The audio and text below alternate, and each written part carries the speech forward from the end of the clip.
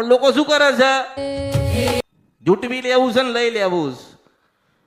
માતાજી પાસે જઈએ, પૂછી લઈએ, કઈક બે ચાર વાતો કરે, અમને મારી માં બતાવે, અમને અમારા દેવ બતાવી દે, અમારું સમાધાન થઈ જાય એટલે પછી અમારે તો બધું સારું. અને જાણ્યા પછી તો માણસ જાણ્યા પછી આવતો નથી. પેલા તો આઈને એવું કે આટલા વર્ષથી ફરું છું, આટલા સમયથી ફરું છું, આટલી જગ્યાએ જઈને આવ્યો.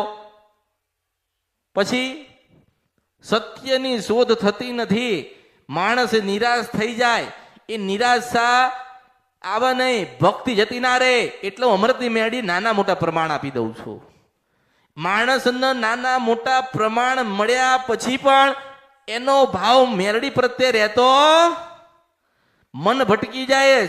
માતાજીએ તો કીધું, માતાજીએ તો સપનું આલ્યું, માતાજીએ તો પ્રમાણ આપ્યું, પણ અમારું કામ થયું. મેં તો તમને એના માટે પ્રમાણ આપ્યું કે તમને હૃદયથી થાય કે આ જ ખોડિયાર આપણી હતી. મેં તો એના માટે પ્રમાણ આપ્યું કે તમને થાય કે આ જ વડવાની મેરડી અમારી જ હતી. પછી એની પાસે તો ખાતું ખોલાયું ને. મેં તો તમારા માની પાસે તમારું ખાતું ખોલી આલ્યું છે.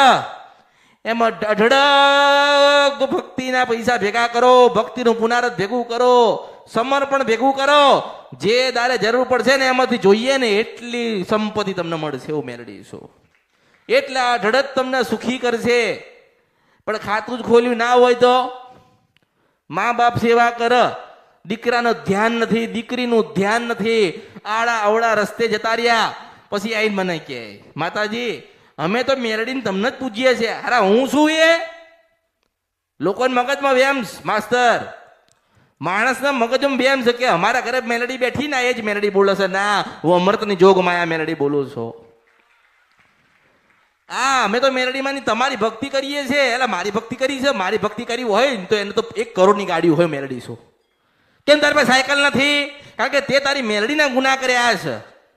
ગુના કરીને માણસ આવે, પાપી થઈને આવે અને નિર્દોષ થઈને બે આમ ભોળો બની. મને ખબર જ હોય કે આખી દુનિયાનો કરીને આવ્યો.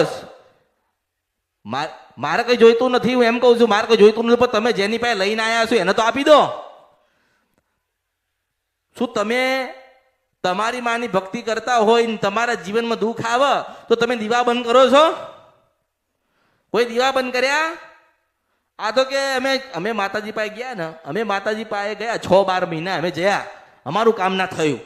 તે કહેવા નહીં જતા તો હું એમને સંદેશો આપું છું કે હેડો આજે તમે તમારા કામ થઈ ગયા, ઘરે બેઠા ભક્તિ કરો છો ને, તમારા કામ થઈ ગયા, સુખી થઈ ગયા, ગાડી આવી ગઈ, બંગલા આવી ગયા, લગ્ન થઈ ગયા, વિવાહ થઈ ગયા, પ્રસંગો નીકળી ગયા, સારું ઘર મળી ગયું, હજુ એ જગ્યાએ છો ને તો તમને જીવતા નહીં આવડતું એવું વિચારીને આગળ વધો. હું મેળડી છું. મેં તો બધો જ માર્ગ બતાડ્યો, ભક્તિ બતાડી, સેવા કેવી રીતે કરવાની એ બતાડી. તમારી માના તમને પ્રમાણે આલ્યા.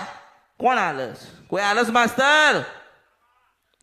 કોઈ નથી કહેતું કે ડોશીના રૂપિયા મળું છું, એ તો હું જ લાવી હતી. અને દુનિયામાં બધા નકલ થાય કે મારી અમૃતની મેલડીની નકલ ના થાય, ના થાય, ના થાય, ના થાય, ના થાય.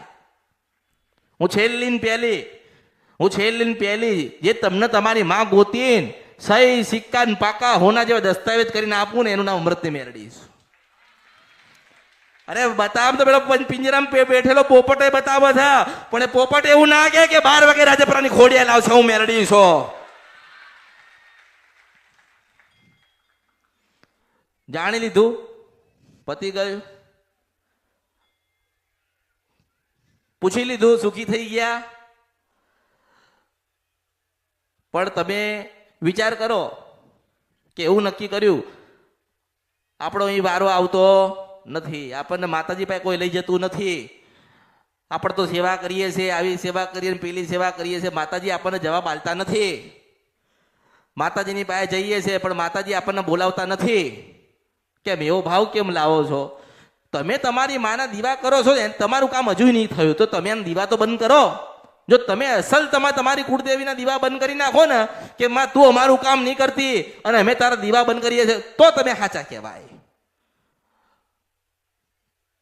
આખી જિંદગી તો એના ગુના કર્યા ને, હું તો મનાવું છું. તમે જેના ગુના કરીને આવ્યા છો ને એને મનાવવાનું કામ મારું જ, એની ભક્તિ કરીને સુખ લેવાનું કામ તમારું જ. તમારું થાય ને પણ ધીરજ નથી તો હું શું કરીશ?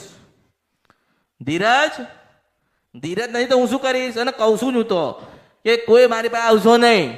કોઈ એવી સારી જગ્યા ગોતી લો, સારી માતાઓ ગોતી લો, જે તમને ને તમારા દીકરાને સુખી કરે. ભક્તિ એ ના કરવી પડે, દીવા એ ના કરવા પડે, અને એવું જાદુ મંત્ર તમને કરી આપે ને કે તમે બધા સુખી થઈ જાઓ. જીવનમાં કોઈ દુઃખ જ ના રહે. તમે એવો માર્ગ પકડી લો. મહેનત તો કરી જો. હું તો દરેકને કહું છું કે બધું ફરીને પછી તમે મારી પાસે આવો, તો તમને ખબર પડશે.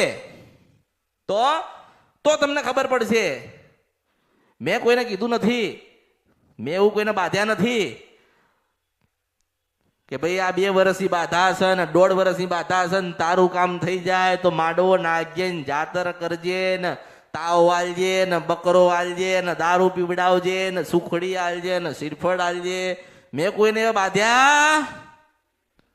મને ખબર છે કે આખી દુનિયાના નહીં થાય મારા થશે.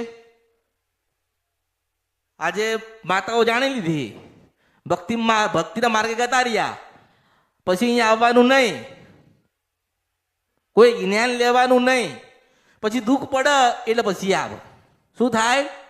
દુઃખ પડે એટલે આવે. માતાજી અમારે તો દુઃખ પડ્યું તો મેં ક્યાં તમારી આખી પેઢીની મેં જવાબદારી લીધીશ. તમારી કુળદેવીની જવાબદારી તમારી હોય ને. તમારી જવાબદારી તમારી કુળદેવીની ના હોય?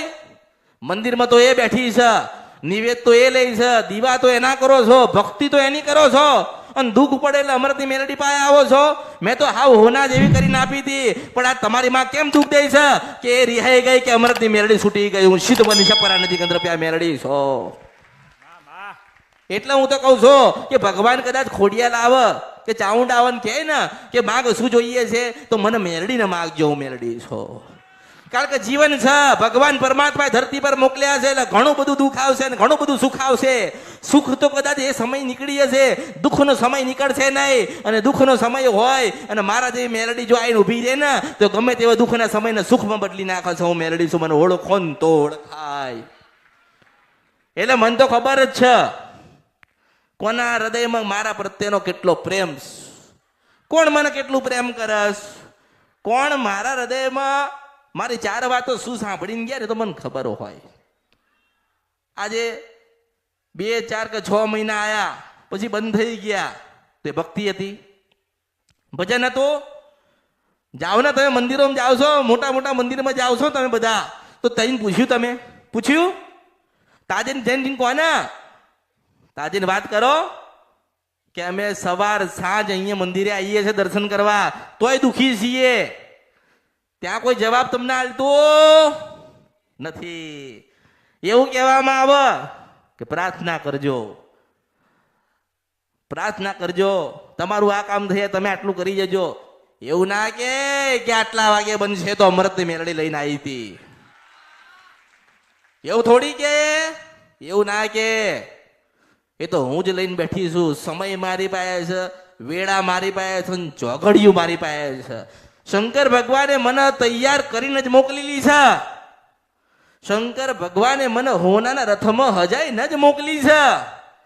જ્યારે જેની જરૂર પડે ને ત્યારે એવા સ્વરૂપમાં તમે બનજો. મને તો એવા શંકર ભગવાને આશીર્વાદ આલેલા.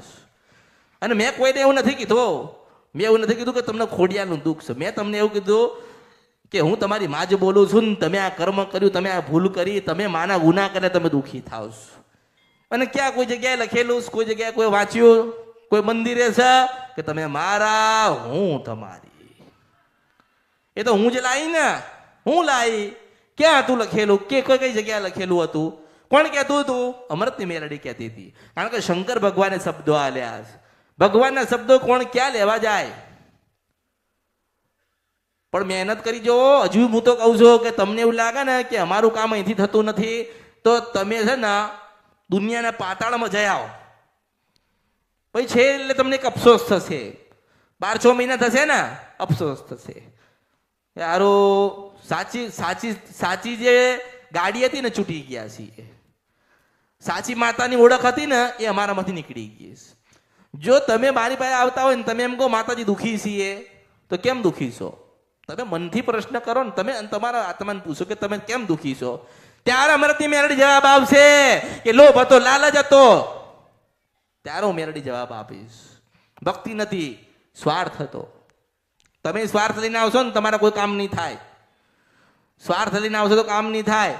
નિર્દોષ નાનું બાળક બનીને આવશો ને તો એકના 10 કરિયાલીશું મેળડીશું. ભોળા ભોળા ભક્ત ભોળા જોઈએ છે.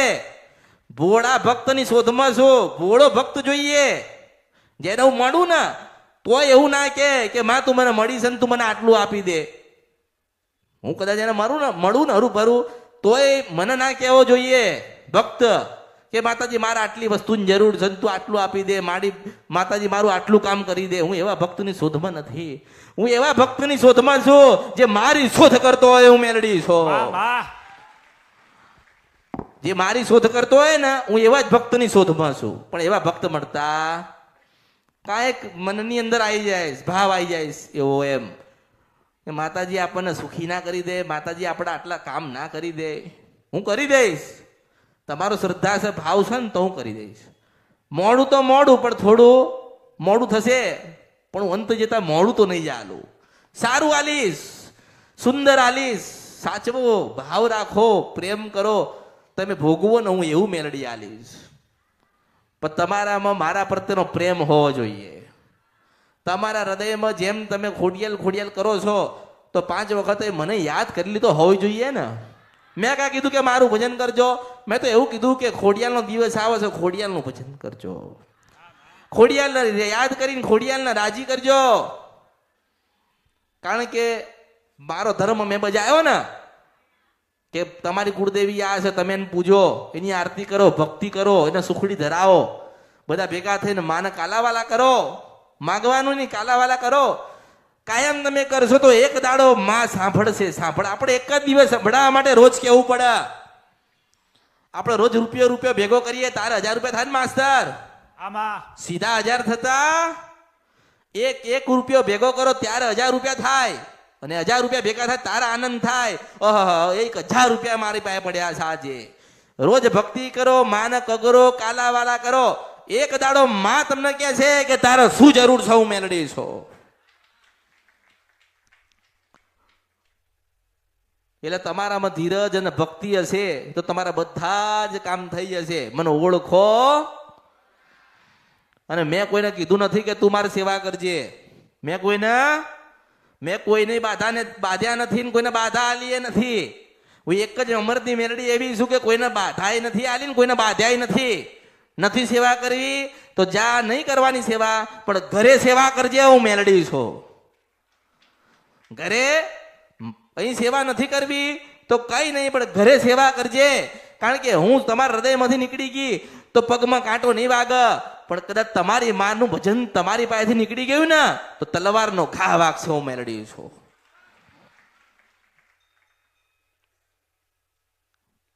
એટલે દરેકને હું આશીર્વાદ આપું છું.